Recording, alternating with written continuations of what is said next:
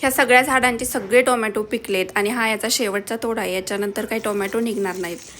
आणि मला मुळे पण काढून घ्यायचे होते, जे की बरेच दिवस झाले आता लावून आणि खाण्यायोग्य पण झालेले आहेत. याच्या अगोदर पण मी काही मुळे काढले होते आणि आज सगळे काढून घेणार आहे. जास्त त्याची वाढ झालेली नाही आहे, पण कामापुरते आहेत आणि हे टेस्टला ना असे जराशी गोड गोड लागत आहेत. आणि एवढे असे काही मुळे निघाले होते. आणि त्यानंतर मग आणखीन पण 2-4 बाकी होते एका ग्रो बॅगमधले.